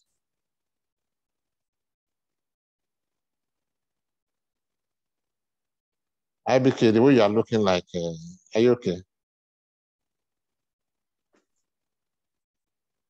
I'm okay. I'm trying to think of how I'm going to learn the AWS. And then I'm thinking, once we are done, like you said, it's every month for each course.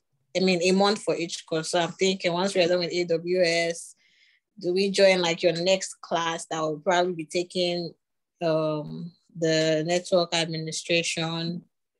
Or that's what I'm thinking about, basically. Yes, think about it. I don't know how it works for you, but whatever you're comfortable with, you are the one who is learning, you know how you cope, you are the one who is paying the money. Whatever you're comfortable with is fine. If you feel, maybe you should just wait for a class that will start from scratch, it's okay. You should have some. I can go ahead with, starting the AWS and, learning about it. But I'm just thinking about what happens next. If we're going to move on to DevOps immediately, or if you're going to take us back. Even me, I don't know. Let's just see. I need to see how you are coping in class. I need to monitor your progress. Okay. So depending on your progress, I could point you in this direction, I'll point you there. And are we going to ask you if you have extra time to spend outside the regular class and see how we can just are we doing like projects to like stuff that we'll do like as a team? Because I heard like it's always like a teamwork with solutions architects, like they build solutions together and stuff like that. So are we going to be doing that? Or no? Okay. Okay. There will be projects, but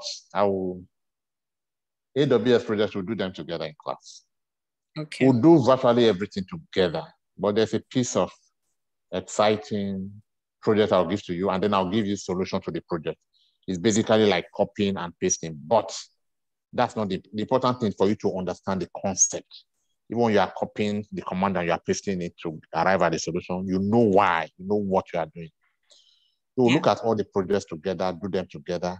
Then what you do thereafter is to go back to the project and do it all over again by yourself. That is the only time you can claim it at interviews that you did it. Because interview would ask you, what did you do? It's not about the knowledge. What did you do with the knowledge? If you just watch me do it, you cannot claim it. The way you say it is different from the way, when you watch me, it's different from the way you would say it if you did it. So we'll do all the projects together. In fact, every class is a project, because every class today we are setting up server, and on that server, this is what we want to do. It's a project. And because it's cloud, it's live. There is no, okay, it's working. It's not like theory where we just do the formula and we say, no. This is something that we're practicing with live IP addresses. If it's working here, you copy the URL, try it at your end, and see if it's working. Okay. These are things that you can claim at interview to say, I did it. The only things you might change would be, instead of saying I did it in class, you might just say I did it for the Bank of America projects. Just put names here and there. That's it. But did it work? Yes. Do you have the URL? Yes. What problem did you encounter? You actually encountered a problem. You tell them, this was the problem I encountered when I did it.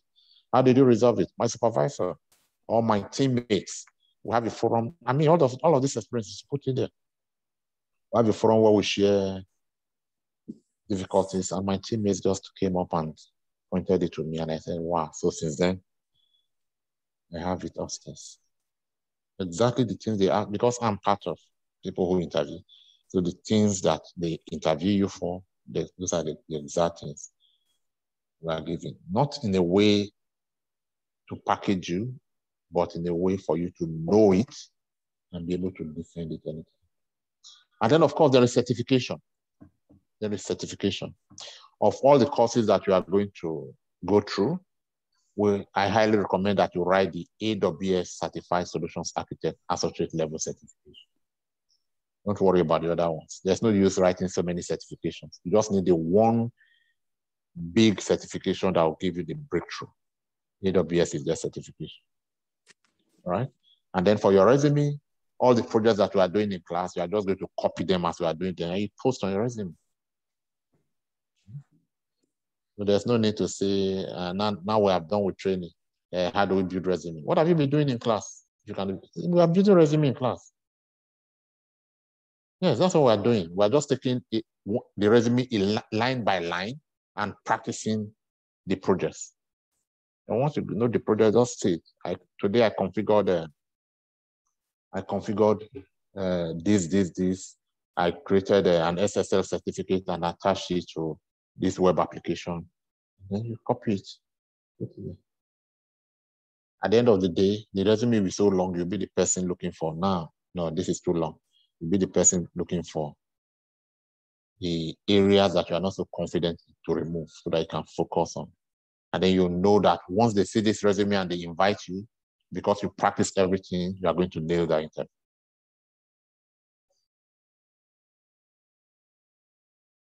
The interview is about, once they invite you, it's about defending, because there's something they saw that made them invite you. If they were not impressed, they would not invite you. Once they invite you based on what they see, the whole concept is to go there and defend, because the questions will come from here. You claim you did this, Okay, what did you do? But if it was packaged for you, then, and you don't know then it's a different ballgame. Well, that's how it works. Certification, yes. Especially for people from non-IT background, Olayemi, certification is something you must write. That is what launches you from a non-IT background to become an IT person. Irrespective of what background you're coming from, yeah, I'm an IT person, but you are not. Yes, but I have this. Show them the certification. It shows that you have crossed from. Especially with certification like AWS, it's not my mind. It's big certification. Those certifications have levels: entry level, intermediate level, expert level. Solutions architect associate level is not entry level, and therefore it's not so easy to pass. That's not to scare you, but that's just to tell you that there's work to do. So I know there's a difference between the solution architect associate and solution architect professional. Like, what's the difference between both of them? The professional is for somebody who's already working and is now exposed to more than the simulation and remote training can give you. So for somebody who was talking, you were talking about moving, running your current job. Yeah, going to what's it called? Going to the cloud, because from on-premise. Yeah, for somebody like you, yes, for somebody like you, you'll be able to, you would have the requisite for writing the professional exam. But for your colleagues who have not had the privilege to work in the kind of environment you are working in now, they need solutions associate level to get them into the industry and then take the professional from there. Oh. Professional is higher than associate. And you can only... Yeah, because the associate, I already wrote the exam for the associate. Okay. But after this one, I found out like there's the professional one. So I kind of like got lost in like, what's the difference? Can you just choose the associates just to... No, the professional is a higher level of the associate. You actually go straight to the professional, but most of the time you require industry experience. You are required to have worked. Okay, you can pass the associate level without working, just reading. But for professional level, you are required to have worked because, like you will see when we start training, cloud is very, very deep and very, very wide. So the part that you need to cover for the associate is relatively small. And then they keep saying, who are following the syllabus, there's a syllabus. Yes. So after you have gained employment as solutions architect associate and you work for 2 years, then you should be talking about solutions architect professional.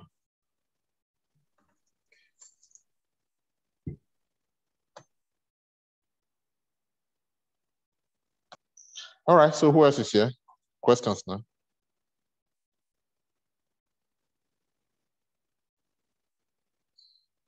Questions?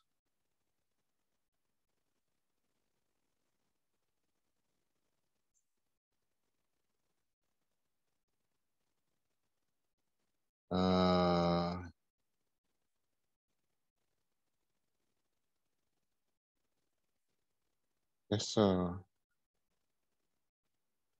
What else is there? Okay, so there are no more questions. That'll be about it for today. Or there are questions, then let's see here to take.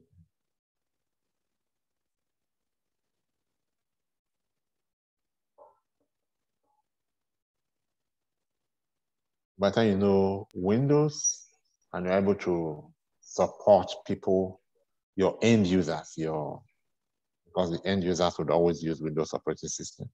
And then you know Linux, you're able to support the enterprise environment.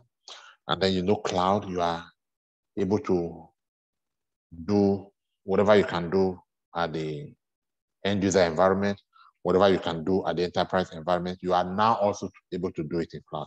Cloud by itself is just an environment. You must be taking something to cloud to say, this is what I can do in cloud. You cannot know cloud and not able to do anything in cloud. It doesn't work like that. Did you get what I mean? So you cannot just say you know cloud. You have to be something in cloud. Are you a network engineer, a cloud network engineer? Are you a solution developer? In other words, you are deploying your solution in cloud. Are you an infrastructure, IT infrastructure engineer? In other words, that's what you are doing. It must be something you are taking to cloud. It's not enough to just say, I've done. That's why many people go do AWS and not get job, because you just know the environment. But what are you doing? What are you able to do with the infrastructure that you set up with? So in your own case, you are taking Linux to cloud. You are going to cloud as a Linux person. As ordinarily you call Linux people network administrator. But by the time they get into cloud, they are no longer just network administrators. They are now solutions architects. The title changes. Sorry, so I have a question. Yeah. Are you saying that we're taking Linux into the cloud? Just for clarification, is that where we learn, is it under AWS that we learn the bash scripting, or is it when we get to DevOps? Bash scripting is a Unix topic, a Linux topic. Okay, so we'll learn that under AWS, or when we get to the DevOps. It's Linux. You learn that under Linux. Linux, okay. Mm-hmm. The Linux topic.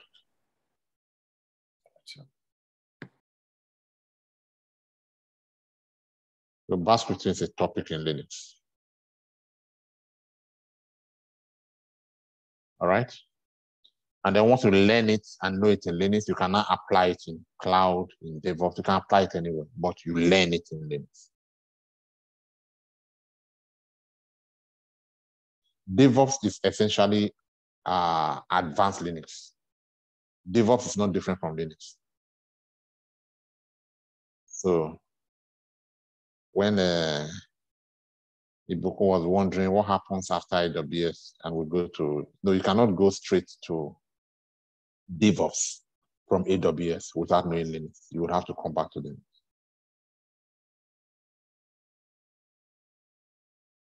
Linux is the IT. When we say IT person, is from Linux. Anybody can learn Windows administration 4 weeks, 5 weeks.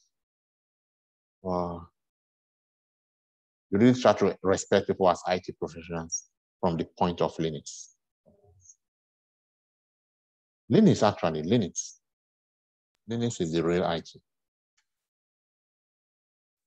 So, in your Linux class, are you probably going to have a topic on bash scripting, or is it part of your Linux class? Why is bash scripting so important? Because most of these what's it called, we rather is just scripting, just like use scripting just to do everything. So bash scripting no, there are alternatives to bash scripting now. There's Ansible, you do automation in cloud. Yeah, there is Ansible, but you're still gonna write an Ansible playbook. Yes, it's more universal than bash scripting. You don't really, you would do bash scripting, but there are more important tools that they will pay you good money for than bash scripting. Bash scripting, once you know Linux commands, you know bash scripting, just push shebang on top of it. Yeah. So there's a question I want to ask, probably like from my own understanding, like, okay, right now, what you've been going to the cloud, being a cloud analyst, institutional analyst, which programming language do you think probably will be the best to learn?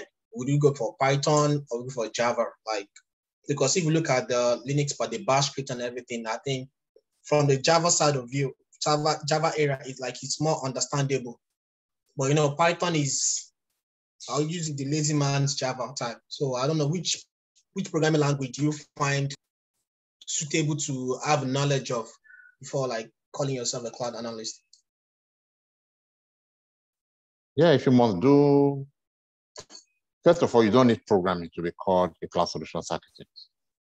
But at some higher level, hereafter, after all of this small entry-level job, maybe your first entry-level job is like 80K, 90K, and you want to move up to 125 and above, then the fundamental thing that they require of you to make that cross from 5-figure to 6-figure is the ability to do automation as a singular, most important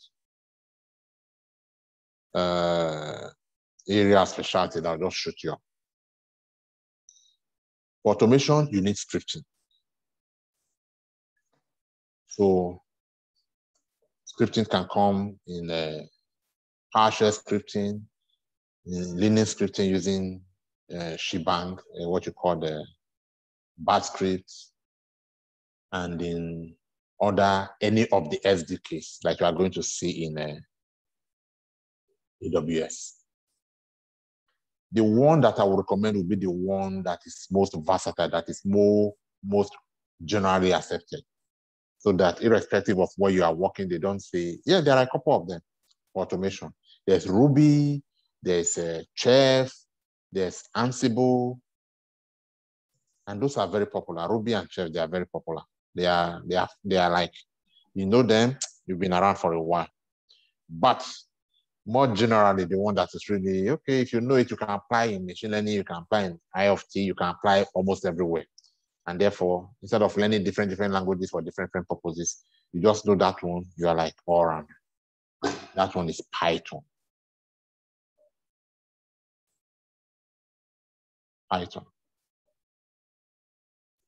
If you're thinking of going deep into scripting, you may want to consider Python. Unless, of course, you have other reasons to think of the other more mature scripting tools like Ruby and Chef, and even Ansible. Ansible actually is built on Python. It's not so far from Python. All right, so that was just you and I talking. The other people, let's carry them on. Olayemi is still here. So, Olayemi, any contribution? Yeah, I'm still here, sir. Any contribution? Was all of that too deep Mike, for you? Yeah, Mike, we're talking on another level. Right here, just watching and listening. Yeah, I hope you are picking little bits from here and there. Yeah, sure. Yes. No, ma, we are still at the same level now. we're on the same level. I'll just ask you some Mike, of the things. Mike, we are Mike, not on the please same level. don't bring yourself down. I was about to beg you to be my mentor right now. I'm not on the same level. I'm not on the same level, Michael. Mike is scared. Mike, you are not on the same level. Let's call shovel. So make yourself available to support this upcoming one. So.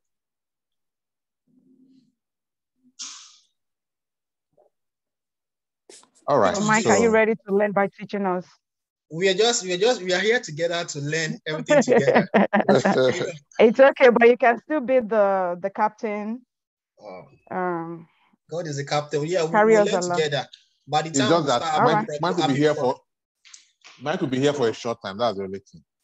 He'll not be here enough to tell you. He's just doing don't worry, you find He will also teach me since she's gonna be taking Linux classes, like she's probably gonna like teach me also on Linux. So like I said, we are I'm still gonna be the DevOps training also with him. So we are together. We are learning together. No problem. We exchange ideas. Yes, well, I guess I'm gonna learn more from you. Learn more from you, man. Mike, are you related to Davido? Davido, okay. This one we can't find like Davido. No. Sir, he's the light that is on. It's the light, though. I need the light. Sir, that kind of light. So on one side, sir, like after probably the training, like what kind of like, okay, after a class like this, applying for a position, what do you think one should be probably reasonable in terms of salaries and stuff? Sorry that I'm like asking this kind of questions from the class, but I'm just trying to like probably just see, just to know. You're already in the industry now, so you know what the industry is saying. So yeah, somebody like you. So maybe there's something better out there. Someone like you should be looking for at Sisigo. But for the IB case and the Olayemi, once they complete this training and they get like 1895, they should jump at it. That's what I'm saying, sir. This figure like 120, 130, sir. Yeah, with if you work a little bit more on automation after the Devops, just know your Ansible a bit well, 125 should be a good point. So how long will it take us to get to the point where we can make 130? When we begin to discuss, when you and I begin to talk like Mike and I are talking. Oh my goodness, IBK is ready. How long will it take us to get there? How long? I should be asking you now. It's you that I'll ask now. Don't worry, I'll answer your question after you see how you perform in the first class. Okay. And I can access you and tell you at this rate, it's going to take you this long. Okay. Mm-hmm. By my estimation, which may not be right, may not be necessarily correct.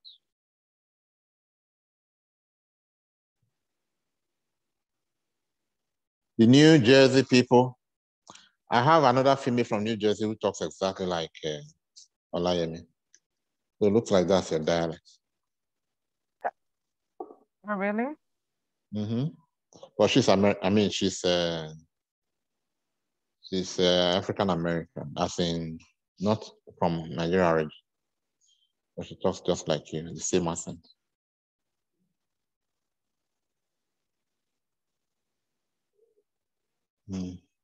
So New Jersey, Olushola Ladipo is from which part of the country are you representing? Nigeria is actually New York. Sorry? New York, sir. Oh, New York. You are neighbors now, okay. Johnson? Yeah, I'm in Dallas, Texas. Ah, you're my neighbor. Oh, yeah. I'm in Frisco, so we are neighbors. Oh, wow. That means I can do physical class instead of virtual class sometimes. So you're How lucky are you? How lucky are you? Yes, I'm very lucky. Can you pay for physical class? Yeah, I can. For the 5 minutes class is drive. expensive. For the 5 minutes drive maximum. Yeah, Mike, what are you saying?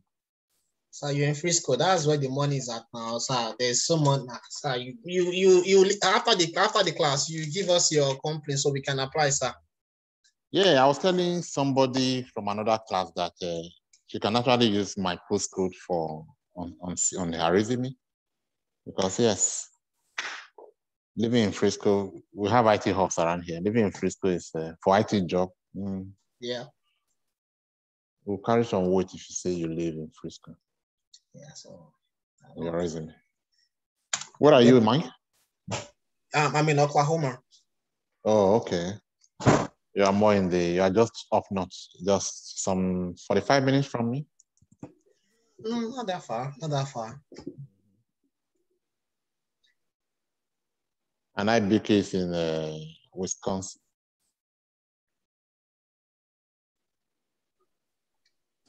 Yeah, I'm in Wisconsin. Mm-hmm. All right, guys, that's about it. So we'll see tomorrow, right? Continue from there tomorrow. Yes, sir. Thank you so much, sir. Thank you, sir. All right, Thank you. guys. Thank you. So you send the link in individually, or we use the same link? No, that'll be a different link. Only people who, because that's the class now. It's no longer that serious business. So only people who have paid will receive that link to join class tomorrow. So if you would like to join class, please make payment and then I'll send you the link. So when you talk about payment, is it full payment or half payment? Which one? $600 for the course. I know, so I'm just saying, like you said, only people that have paid. So I'm like asking, like, is it people that have paid in full or part payments? What payment did you make, Mike? I think when we chatted at first, I think I sent, it was 600, right? I think I sent 300. Yeah, I did. Okay, was it I sent 300 long ago, right? So that was not long ago, so I can still check it on my phone. Yeah, 2 weeks ago, But there was it must be you. Yeah, somebody sent 300 beforehand, long ago. Yeah, that was good. At least shows that. Yeah, at least you paid something. It's some commitment. So if you have the full money to pay, don't bring that. You shouldn't have even brought that at all. It's full payment. So this is America now. So yeah. No, that's the more reason we need full payment, because it's American. Wow. You are letting, huh? He said that sir, God will provide. We'll do it, sir. Okay. So for this video, if you need it, you should just, maybe for reference, I will post this on the. I don't even have any. I don't have any group for you at all. So you are just here. What's the best way now? How do I make this video available? Okay, this is what you do. Please send me your name and email individually, since you are not in any group. And then I'll use your name and email to add you to tomorrow's group, and then make this video available to you. But I would only need your name and email if you be part of tomorrow's class. And to be part of tomorrow's class means that you need to make payment. All right. I know we didn't do much here today, but the little that we did, you may want to review that. So you might need the video for some future reference about how all of these things work together in terms of moving from small networks to big networks to cloud. Right? There might be some useful future material.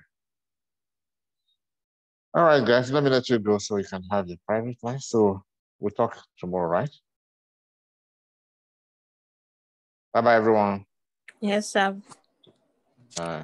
Thank you. Bye, everyone. Have a good night. Bye. Thank you. Bye. Bye-bye.